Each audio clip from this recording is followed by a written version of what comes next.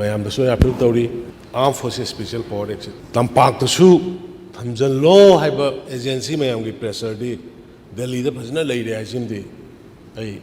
सिगी खुदोंचाब लौरगा हाइजगे अदुना honourable speaker sir armed forces special power act मसीगी मायोक्ता मणिपुर की मियामना लेरकपसी कुइरे इवन इसामक अइना नारोल थौदांग अइना खबर अमा दिल्ली न्यूज़पेपर में तोबकांदा अइगी हेडलाइन अइगी थीम दुसा dedicated for the cause of human right तौजरकपनी मतमदुदा प्रेस अखोई एडिटर गसे प्रेस ऑफिस दा फजने एडिटर ओइरगे इबगी खुदोंग चाबो पीदब बिल्डिंग मथक्ता आर्मी कार गलैनी मनुंगदा कमांडो चंगकनी मी म चंगबदा हंगनी तौनी तौरकाना अखोई डेमोक्रेटिक राइट से अखोइदा लाइतो मदुगी दगी अखोइ अदुम मसी फाइट तौरगा इलाखिबनी जस्ट अइगी खबर तौरी मतमदगी हजिक तौरीसिसु आइसु ngei क्रमाय तौदना मणिपुर गुंबा यामना प्रिंसली किंगडम ओइरंबा अदुगा होय मर्जर एग्रीमेंट तौरबा मतुंगदा अखोगी मणिपुरदा सेंट्रल गवर्नमेंट सेंट्रल की मतमदुगी लीडरशिप ने यंगम मियंग आई मदु यानिंगदे आई हजिक फावद मदुगी निंगदोन पोमबदो गेस्ट हाउस की खुदांग फोंदोकचे मरमदी प्रिंसली किंगडम लोइना लेरमे मर्ज तौरे फजन मदुगी स्टेटस अमा पीरकाना रेस्पेक्ट पीरकाना थमम मतमदा ngasi मणिपुर लांगिसे लांगा मोइना लौय पार्सी स्टेट ओइना थमे देन दगी यूनियन टेरिटरी ओइना थमकान 1950 मणिपुर द मसिगी armed forces special power act impose तौगिबसी 1970 सेंटर कना की सरकार लेगे तो मैम यंबिरो आई मसीद पार्टी मत पनिंगदे मोइन मतमदुदा अखोइसे क्रमाय उबनो इसे अखोइसे आई हुजिकसो आई क्वेश्चन तो 1970 28 9 1970 दुनी मणिपुर नॉर्थ डिस्ट्रिक्ट अदुगा Manipur west Manipur east Mao west sub division Manipur north district और मणिपुर है तौरकान सिगी armed forces special power act थमजलगिबनी सिगी एक्ट सिदा यावरिबा तौरिबदुदि ngasa ऑनरेबल मेंबर ना है साथीख्रब मी हम चिंगने हाटपदा मदुगी केस तौबा यादबा कंप्लेंट तौबा यादबा याम इनह्यूमन रोइबा ड्रैकोनियन लॉ हाइरिस द हाइरिबा पोस्टिंग मखादा अखोइसु सफर तौबा मयाम अमा not only in the hills सी एक सी मखादा सपोर्ट तौरपदी वैली दसु हिल दसु अदुगी मानव साइथें साथीना फंकी मधुमंगनबु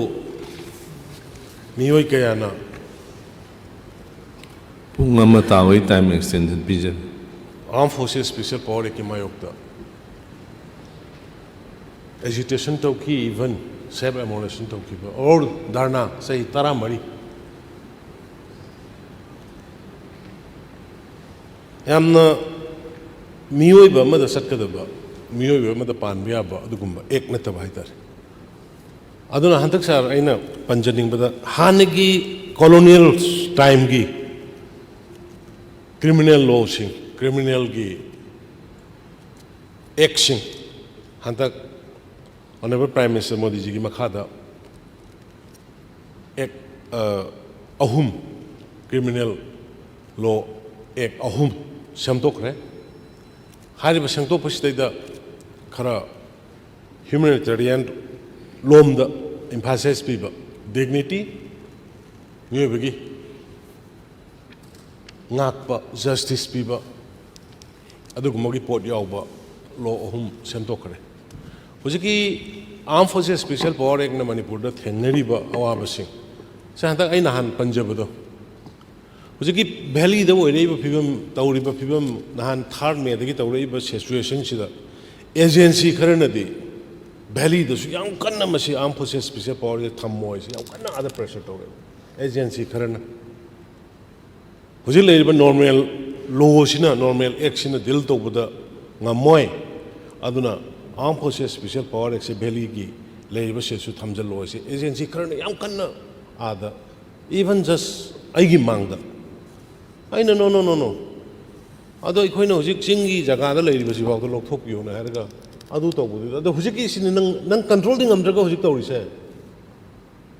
ꯍꯧꯖꯤꯛ ꯚꯦꯂꯤꯗ ꯂꯣ ꯂꯩꯔꯤꯕ꯭ꯔꯥ ꯅꯣꯡꯃꯩ ꯄꯥꯏꯕ ꯑꯗꯨ ꯑꯗꯥ ꯑꯩꯅ ꯍꯥꯏ ꯁꯥꯔ ꯁꯤꯗꯤ ꯅꯍꯥꯟ 3rd ꯃꯦꯗꯒꯤ ꯂꯥꯛꯄ ꯈꯔ ꯏꯃꯣꯁꯅꯦꯜ ꯑꯣꯏꯕ ꯃꯤ ꯃꯌꯥꯝ ꯑꯃ ꯁꯤꯈꯤꯕ ꯍꯥꯠꯈꯤꯕ ꯌꯨꯝ ꯀꯩ ꯃꯌꯥꯝ ꯍꯥꯠꯅꯕꯗꯨꯒꯤ ꯏꯃꯣꯁꯅꯦꯜ ꯑꯣꯏꯕꯗ ꯈꯔ ꯂꯩꯈꯤꯕꯗꯒꯤ ꯕꯦꯁꯇꯦꯠ ꯏꯟꯇꯔꯦꯁꯇꯦꯠ ꯒ꯭ꯔꯨꯞ ꯈꯔꯅ ꯃꯁꯤ ꯁꯥꯟꯅꯕꯅꯤ ꯑꯩ ꯇꯞꯅ ꯇꯧꯔꯒ ꯑꯩ ꯀꯟꯇ꯭ꯔꯣꯜ ꯇꯧꯅꯕ ꯇꯧꯒꯦꯅ ꯑꯗꯨꯃꯥꯏꯅ ꯈꯨꯝꯃꯦꯕ ꯑꯗꯨꯕꯨ ꯍꯧꯖꯤꯛ ꯇꯧꯔꯛꯏꯕ ꯇꯝꯄꯥꯛꯀꯤꯗꯁꯨ ꯍꯧꯖꯤꯛ ꯇꯧꯔꯛꯏꯕ ꯁꯤꯆꯨꯋꯦꯁꯟꯁꯤꯗꯤ ꯑꯣꯅꯔꯦꯕꯜ ꯁ꯭ꯄꯤꯀꯔ ꯁꯥꯔ ꯀꯔꯤ ꯍꯥꯏꯅ ꯑꯩ ꯅꯍꯥꯟꯕꯨꯗꯤ ꯑꯗꯨꯃꯥꯏꯅ ꯈꯨꯝꯃꯝꯃꯦ ꯍꯧꯖꯤꯛ ꯑꯃꯨꯛ ꯆꯠꯄ ꯀꯥꯟꯗ ꯑꯩ ꯀꯔꯤ ꯍꯥꯏꯅ ꯈꯨꯝꯗꯣꯏꯅꯣ ꯑꯩꯁꯨ ꯚꯥꯞ ꯇꯥꯔꯛꯇ꯭ꯔꯦꯕ ꯍꯧꯖꯤꯛ ꯑꯣꯅꯔꯦꯕꯜ ꯃꯦꯝꯕꯔ ꯂꯣꯀꯦꯁꯣꯔꯅꯁꯨ ꯍꯥꯏꯒꯗꯤ ꯏꯖꯨꯀꯦꯁꯟꯒꯤ ꯃꯇꯥꯡ ꯑꯗꯨ ꯑꯗꯥ ꯑꯩꯅ ꯍꯥꯏꯔꯦ 3rd ꯃꯦꯒꯤꯗ ꯈꯔ ꯏꯃꯣꯁꯅꯦꯜ ꯑꯣꯏꯅ ꯃꯌꯥꯝꯁꯤ ꯂꯣꯏꯅ ꯏꯔꯥꯡ ꯂꯥꯡꯅꯕꯗꯨꯗꯩꯗ ꯃꯥ ꯑꯉꯝ ꯑꯉꯝꯕ ꯇꯧꯅꯕꯒꯤ ꯑꯗꯨꯒꯤ ꯆꯠꯊꯔꯛꯄꯗ ꯈꯤꯇꯪ ꯇꯧꯕꯅꯤ ꯑꯗꯣ ꯑꯩꯈꯣꯏ ꯀꯟꯇ꯭ꯔꯣꯜ ꯇꯧꯅꯕ ꯇꯧꯒꯦ ꯑꯃꯗꯤ ꯍꯥꯏ ꯑꯗꯨ ꯑꯣꯏꯔꯒꯁꯨ ꯑꯦꯖꯦꯟꯁꯤꯁꯤꯡꯗꯨꯗꯤ ꯁꯦꯇꯤꯁꯐꯥꯏ ꯑꯣꯏꯗꯕ ꯃꯥꯜꯂꯦ ꯑꯗꯨꯕꯨ ꯑꯩꯅ ꯁꯤꯗ ꯂꯥꯛꯏꯗꯤ ꯑꯥꯔꯝ ꯐꯣꯔꯁꯦꯁ ꯁ꯭ꯄꯦꯁꯤꯌꯦꯜ ꯄꯥꯋꯔ ꯊꯝꯃꯒ ꯂꯣ ꯑꯦꯟ ꯑꯣꯔꯗꯔ ꯐꯒꯗꯕꯗꯤ ꯅꯠꯇꯦ ꯍꯥꯏꯕꯅꯤ ꯃꯤꯁꯦ ꯍꯥꯠꯂꯒ ꯐꯥꯕ ꯀꯥꯞꯄꯗ ꯀꯥꯞꯄꯒ ꯐꯥꯔꯒ ꯍꯥꯠꯂꯒ ꯃꯗꯨꯅ ꯑꯆꯨꯝꯕ ꯄꯣꯔꯛꯑꯃꯗꯤ ꯅꯍꯥꯟꯅ ꯄꯣꯔꯛꯑꯃꯅꯤ ꯁꯥꯟꯇꯤ ꯄꯣꯔꯛꯑꯃꯅꯤ ꯃꯌꯥꯝ ꯑꯃ ꯁꯤꯈ꯭ꯔꯦ ꯍꯥꯠꯈ꯭ꯔꯦ ꯑꯗꯨ ꯉꯥꯛꯇꯅ ꯌꯥꯔꯣꯏ ꯑꯗꯨꯅ ꯈꯔ ꯍ꯭ꯌꯨꯃꯦꯟ ꯑꯦꯄ꯭ꯔꯣꯆ ꯑꯃ ꯍꯧꯖꯤꯛꯀꯤ ꯑꯣꯅꯔꯦꯕꯜ ꯃꯦꯝꯕꯔꯅ ꯍꯥꯏꯗꯣ ꯑꯩ ꯏꯟꯗꯣꯔꯁ ꯇꯧꯏ ꯕꯠ ꯂꯨꯕꯗꯤ ꯑꯥꯔꯝ ꯐꯣꯔꯁꯦꯁ ꯁ꯭ꯄꯦꯁꯤꯌꯦꯜ ꯄꯥꯋꯔ ꯑꯦꯛꯁꯤ ꯁꯤꯗ ꯇꯥꯡꯀꯛ ꯀꯌꯥꯔꯛꯇꯅꯤ ꯑꯩꯈꯣꯏ ꯁꯤꯗ ꯇꯧꯈ꯭ꯔꯤꯁꯦ ꯗ ꯁꯦꯝ ꯑꯦꯛꯁꯤ 28/9/1970ꯗ ꯊꯝꯖꯤꯜꯂꯛꯑꯦ ꯃꯅꯤꯄꯨꯔ ꯄꯨꯝꯕꯗ ꯃꯅꯤꯄꯨꯔꯗ Manipur north district Mao west Mao subdivision ꯑꯗꯨ ꯑꯗꯥꯗ ꯊꯝꯖꯤꯜꯂꯛꯑꯦ ꯗꯦꯟ ꯗ ꯁꯦꯝ ꯑꯦꯛꯁꯤ ꯍꯣꯜ ꯁꯗꯔ ꯍꯤꯜ ꯁꯕ ꯗꯤꯕꯤꯖꯟꯗ ꯑꯃꯨꯛ ꯃꯅꯤꯄꯨꯔ ꯅꯣꯔꯠ ꯗꯤꯁꯇ꯭ꯔꯤꯛꯀꯤꯗ 15 ꯑꯣꯛꯇꯣꯕꯔ 1970ꯗ ꯑꯃꯨꯛ ꯑꯦꯛꯁꯇꯦꯟ ꯇꯧꯔꯛꯑꯦ ꯑꯗꯨꯗꯒꯤ ꯑꯃꯨꯛ ꯑꯦꯛꯁꯇꯦꯟꯗꯦꯠ the whole of Manipur south district Jiribam Manipur central district ꯌꯥꯎꯅ ꯇꯦꯡꯅꯧꯄꯜ ꯌꯥꯎꯅ 1978 ꯊꯣꯏꯗꯣꯛꯅ ꯑꯩꯈꯣꯏꯒꯤ ꯅꯣꯔꯠ ꯏꯁꯇ ꯂꯩꯔꯤꯕ ꯑꯣꯔ ꯃꯅꯤꯄꯨꯔꯗ ꯂꯩꯔꯤꯕ ꯍ꯭ꯌꯨꯃꯦꯟ ꯚꯦꯂꯨꯁꯤ ꯈꯟꯗꯕꯗꯧꯅ ꯑꯩꯈꯣꯏꯗꯁꯨ ꯃꯗꯨ ꯍꯣꯜ ꯁꯗꯔ ꯍꯤꯜ ꯁꯕ ꯗꯤꯕꯤꯖꯟꯗ ꯑꯃꯨꯛ ꯃꯅꯤꯄꯨꯔ ꯅꯣꯔꯠ ꯗꯤꯁꯇ꯭ꯔꯤꯛꯀꯤꯗ 15 ꯑꯣꯛꯇꯣꯕꯔ 1970ꯗ ꯑꯃꯨꯛ ꯑꯦꯛꯁꯇꯦꯟ ꯇꯧꯔꯛꯑꯦ ꯑꯗꯨꯗꯒꯤ ꯑꯃꯨꯛ ꯑꯦꯛꯁꯇꯦꯟꯗꯦꯠ the whole of Manipur south district Jiribam Manipur central district ꯌꯥꯎꯅ ꯇꯦꯡꯅꯧꯄꯜ ꯌꯥꯎꯅ 1978 ꯊꯣꯏꯗꯣꯛꯅ ꯑꯩꯈꯣꯏꯒꯤ ꯅꯣꯔꯠ ꯏꯁꯇ ꯂꯩꯔꯤꯕ ꯑꯣꯔ ꯃꯅꯤꯄꯨꯔꯗ ꯂꯩꯔꯤꯕ ꯍ꯭ꯌꯨꯃꯦꯟ ꯚꯦꯂꯨꯁꯤ ꯈꯟꯗꯕꯗꯧꯅ ꯑꯩꯈꯣꯏꯗꯁꯨ ꯃꯗꯨ ꯑꯩꯁꯨ ꯐꯤꯜ ꯇꯧꯏ ꯍꯥꯏꯇꯥꯔꯦ ꯁꯥꯔ ꯑꯗꯨꯅ ꯑꯗꯨꯃꯥꯏꯅ ꯇꯧꯔꯀꯥꯟꯗ ꯑꯩꯈꯣꯏꯁꯤ ꯑꯐꯁꯄꯥꯒꯤ ꯃꯥꯌꯣꯛꯇ ꯍꯧꯈꯤꯕ ꯔꯦꯂꯤ ꯃꯌꯥꯝ ꯑꯃ ꯏꯚꯟ ꯑꯩꯈꯣꯏꯃꯛ ꯃꯗꯨꯒꯤ ꯑꯦꯖꯤꯇꯦꯁꯟꯗ ꯌꯥꯎꯔꯛꯄ ꯃꯤꯁꯤꯡ ꯑꯩ ꯌꯥꯝ ꯀꯟꯅ ꯏꯂꯥꯕꯣꯔꯦꯠ ꯆꯠꯂꯔꯣꯏꯒꯦ ꯑꯗꯨꯅ ꯑꯩꯅ ꯑꯣꯅꯔꯦꯕꯜ ꯃꯦꯝꯕꯔꯗ ꯑꯩꯅ ꯊꯥꯖꯕ ꯊꯝꯖꯔꯤ ꯍꯧꯖꯤꯛꯀꯤ ꯌꯥꯝ ꯀ꯭ꯔꯤꯃꯤꯅꯦꯜ ꯂꯣ 3 ꯑꯃꯁꯨ ꯁꯦꯝꯗꯣꯛꯈꯤꯕ ꯂꯩꯕꯅꯤꯅ ꯍꯧꯖꯤꯛꯀꯤ ꯃꯅꯤꯄꯨꯔꯒꯤ ꯑꯣꯏꯔꯛꯏꯕ ꯁꯤꯆꯨꯋꯦꯁꯟꯁꯤ ꯑꯩꯈꯣꯏꯒꯤ ꯂꯩꯔꯤꯕ ꯑꯅꯧꯕ ꯄꯥꯁ ꯇꯧꯔꯛꯏꯕ ꯀ꯭ꯔꯤꯃꯤꯅꯦꯜ ꯂꯣ 3ꯗꯨꯒꯤ ꯃꯅꯨꯡꯗ ꯑꯦꯄ꯭ꯂꯤꯀꯦꯕꯜ ꯑꯣꯏꯕ ꯍ꯭ꯌꯨꯃꯦꯅꯤꯇꯤꯗ ꯕꯦꯖ ꯇꯧꯕ ꯗꯤꯒꯅꯤꯇꯤ ꯃꯦꯟꯇꯦꯟ ꯇꯧꯒꯗꯕ ꯍ꯭ꯌꯨꯃꯦꯟ ꯔꯥꯏꯠ ꯉꯥꯛꯄꯤꯒꯗꯕ ꯑꯗꯨꯒꯨꯝꯕ ꯑꯦꯛ ꯑꯃꯅ ꯔꯤꯄ꯭ꯂꯦꯁ ꯇꯧꯕꯤꯌꯨ ꯇꯧꯗꯕ ꯌꯥꯗꯕ ꯂꯩꯔꯒꯁꯨ ꯍꯥꯏꯔꯒ ꯍꯧꯖꯤꯛꯀꯤ ꯑꯥꯔꯝ ꯐꯣꯔꯁꯦꯁ ꯁ꯭ꯄꯦꯁꯤꯌꯦꯜ ꯄꯥꯋꯔ ꯑꯦꯛ ꯃꯛꯁꯤꯗꯤ ꯆꯤꯡ ꯇꯝ ꯍꯥꯏꯕ ꯂꯩꯇꯦ ꯍꯣꯏ ꯍꯧꯖꯤꯛ ꯈꯔ ꯁꯤꯆꯨꯋꯦꯁꯟ ꯈꯔ ꯐꯔꯝꯕꯗꯒꯤ ꯑꯩꯈꯣꯏꯒꯤ ꯀꯩꯅꯣꯁꯤ 19 ꯄꯨꯂꯤꯁ ꯁ꯭ꯇꯦꯁꯟ 19ꯗꯒꯤ ꯂꯧꯊꯣꯛꯄꯅꯤ ꯍꯥꯟꯅ 4-5 ꯑꯃ ꯂꯧꯊꯣꯛꯑꯕ ꯃꯇꯨꯡꯗ ꯑꯗꯨꯒꯤ ꯄꯣꯠꯇꯨ ꯆꯤꯡꯗꯁꯨ ꯑꯦꯛꯁꯇꯦꯟ ꯇꯧꯍꯟꯕ ꯍꯥꯏꯕꯁꯤ ꯆꯤꯡꯗ ꯑꯦꯛꯁꯇꯦꯟ ꯇꯧꯍꯟꯕ ꯍꯥꯏꯕꯗꯤ ꯑꯐꯁꯄꯥꯁꯤ ꯆꯤꯡꯗꯒꯤꯁꯨ ꯂꯧꯊꯣꯛꯍꯟꯕ ꯍꯥꯏꯕꯁꯤ ꯑꯩꯈꯣꯏꯒꯤꯁꯨ ꯑꯄꯥꯝꯕ ꯂꯩ ꯑꯗꯨꯕꯨ ꯑꯩꯅ ꯑꯣꯅꯔꯦꯕꯜ ꯃꯦꯝꯕꯔꯒꯤ ꯄꯨꯛꯅꯤꯡ ꯆꯤꯡꯁꯤꯟꯕꯁꯦ ꯅꯥꯒꯥꯂꯦꯟꯒꯤ ꯀꯦꯕꯤꯅꯦꯠꯅ ꯑꯣꯔ ꯑꯦꯅꯤ ꯁ꯭ꯇꯦꯠ ꯑꯃꯒꯤ ꯀꯦꯕꯤꯅꯦꯠꯅ ꯗꯤꯁꯤꯖꯟ ꯂꯧꯖꯔꯒꯁꯨ ꯁꯤꯗꯤ ꯔꯤꯏꯝꯄꯣꯖ ꯇꯧꯕꯒꯤ ꯃꯥꯒꯤ ꯄꯋꯥꯔꯁꯤ ꯀꯣꯟꯁꯇꯤꯇ꯭ꯌꯨꯁꯟꯅ ꯁꯦꯟꯇ꯭ꯔꯦꯜ ꯒꯣꯔꯃꯦꯟꯗ ꯄꯤꯕꯅꯤꯅ ꯑꯩꯈꯣꯏꯅ ꯍꯥꯟꯅ मधुगी स्टेप से लौद्रिङैदा सेंटर की लीडरसिंग अखोई हाना कन्विंस तौब अमा चंगनी सुमाय तौदना सीना मरम ओइरकांदा ngasai yamna valid oiba points ni ngangido mi ase loina revenge mi ngatani nangna aigi chanda dumai tawde ai nangbu laman singani adugi wakhandane ba ngasai insurgency gi momentum ama wangkhat kris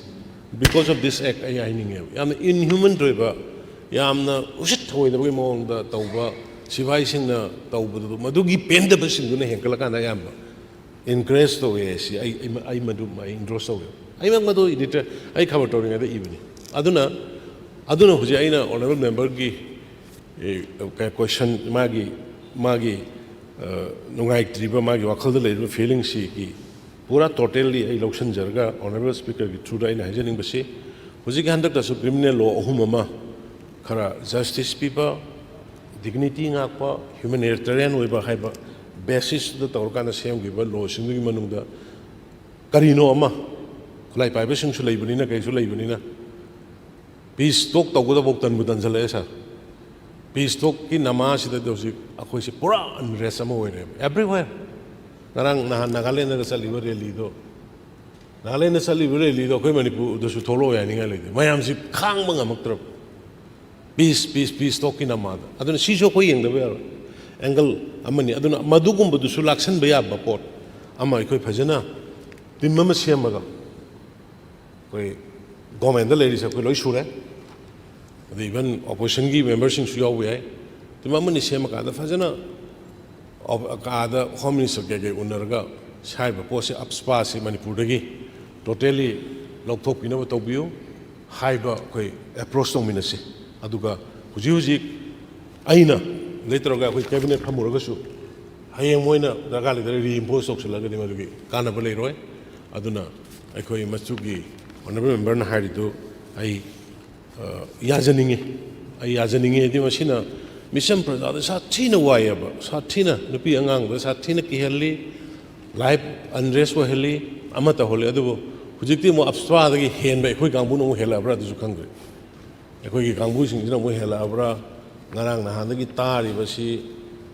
ai taba ngamdre ado ai su